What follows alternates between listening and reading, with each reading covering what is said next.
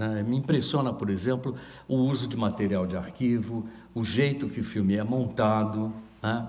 A música, essa ideia de misturar ficção com documentário é brilhante, eu acho, da maneira que ele constrói o filme. Agora, me impressionou muito várias coisas, tá? Também. Assim, a primeira é que, de repente, a gente está aqui em 1986, presta atenção nessa data, e você tem ali já a filmagem de uma escolha de elenco para o filme e de elenco infantil.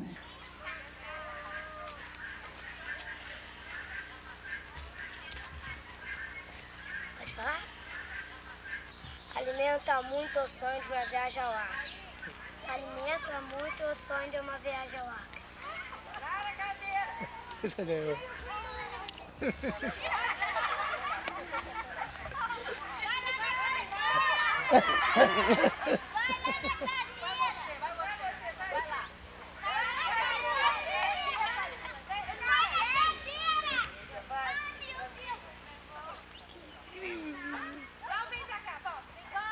Vem cá, vem cá. Vem cá, vem cá.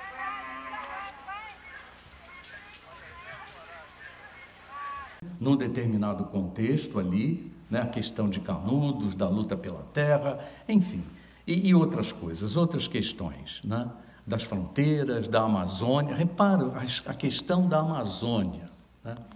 O que está todo de olho na Amazônia, sempre teve isso, né? E aí a gente sabe, não há como não trazer isso para a atualidade, eu acho, hoje. Isso me impressionou muito agora, durante a visão, e o tempo todo eu me senti provocado a fazer essas conexões temporais. Eu acho que o filme provoca isso, e eu acho que por isso também é um filme inacabado, é um filme atualíssimo, é um filme em processo, e é um filme que, sabe, talvez o próximo passo realmente é esse, é restaurar e ter isso e trazer, continuar nessa trajetória, nessa epopeia das euclidianas e levar isso de volta de um ponto de vista educacional. Não sei se viram uma exposição aqui no hall, está ali, muito boa, e que está vivo aí, tá? Precisa ser restaurado, sabe? Eu acho que tem que ser restaurado. É um filme que precisa de um cuidado de restauração, precisa ter uma cópia nova, digitalizada em 4K, algo assim. Essas coisas que estão vindo por aí, quer dizer, trazer também essa atualização tecnológica para o filme, porque ele tem muito a dizer para a gente. Ele provoca, nesse momento, inclusive, né, se a gente pensar o que está acontecendo no país. No Hilton aqui falou uma coisa importante, palavras de Euclides que são repetidas ali no filme, dessa imbecilidade triunfante. Eu anotei isso assim que você falou e, de repente, a frase vem ali dentro do filme. Tá? Então, a gente pensar nesse momento que a gente está vivendo, a gente vê aqui o Euclides num determinado momento, já numa terceira parte do filme, que envolve aquele bloco da Amazônia, né, do Paraíso Perdido, que foi, infelizmente, um filme, uma utopia de um filme não realizado, né? Mas aí tem essa questão do Peru, ali dessa América hispânica. Isso, de imediato, traz para a gente que conhece um pouco mais da história do cinema contemporâneo, a gente salta para o ano 2000 e vai pensar no cinema iraniano, que fez muito isso. Um diretor em especial, Abbas Kiarostami, mas tem outros, né, que fizeram testes close-up. É um filme desse século, do início desse século. E foi visto como uma coisa pioneira, mostrar o filme.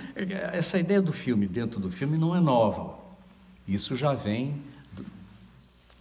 do século passado mesmo. Mas a maneira em que isso foi apresentado aqui, essa escolha de elenco ali, de elenco infantil em especial, não deixa de ser algo que antecedeu todo um elogio a esse cinema iraniano. Foi, sabe, de repente a gente tem aqui essas coisas que a gente está sempre revendo e reaprendendo e revalorizando o cinema brasileiro, tá? E seus artistas, entende? Então, isso é algo que me chamou muito a atenção, a forma em que o filme é construído, né? Ele é apresentado, como, no início, parece um programa de televisão. Eu acho que parece a Leilani Neubart, né? A apresentadora, explicando quem é, né? Euclides da Cunha.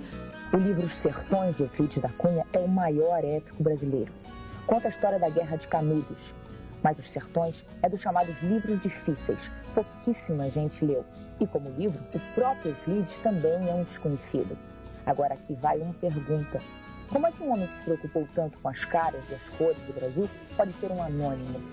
Bom, estou tentando explicar isso na Academia Brasileira de Letras, no Rio.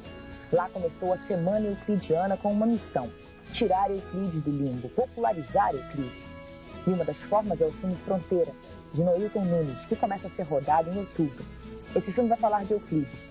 Mas você sabe como era Euclides? E depois vai entrando nessa mistura de ficção com documentário, nessa multiplicidade de materiais de arquivo, né, que são usados aqui, muita coisa. Fotografia, cinejornal, Humberto Mauro, material de arquivo dele mesmo, coisas filmadas que de repente estão montadas ali, de repente Zé Celso, né?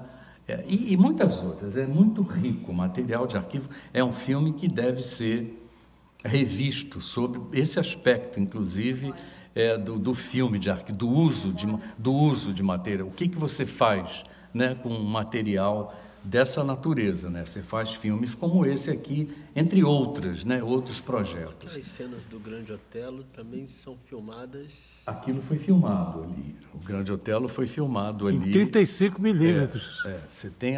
Pois é, tudo ali o que a gente tem é película nesses filmes aqui. E me impressiona. Aí a segunda coisa que eu acho que é o que eu gostaria talvez de trazer para cá, e que eu acho que é uma pergunta que está no filme, ele provoca isso na gente, né? O filme faz isso. O filme traz Euclides da Cunha, lá do seu período, final do século XIX, início do século XX, mas do momento em que a gente está assistindo o filme hoje, tá?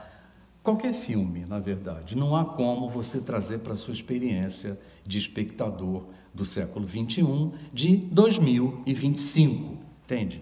Então, o que esse filme traz para a gente? O que o filme, e vou indo para trás, o que Euclides, né, nessa trajetória épica dessas euclidianas que foi contado aqui, o que o filme traz para a gente neste momento, entende? E aí, essa pergunta estava ali comigo o tempo todo, e toda hora você fica, sabe, as palavras, as questões, a história com H maiúsculo, entende? Essa ideia cíclica de repetição, tá? Então você vai vendo isso e não deixa de trazer um gosto amargo, né? Eu sinto isso. Primeiro, por ver um filme em processo, a impressão que você tem exatamente com essa questão é que o filme não acabou.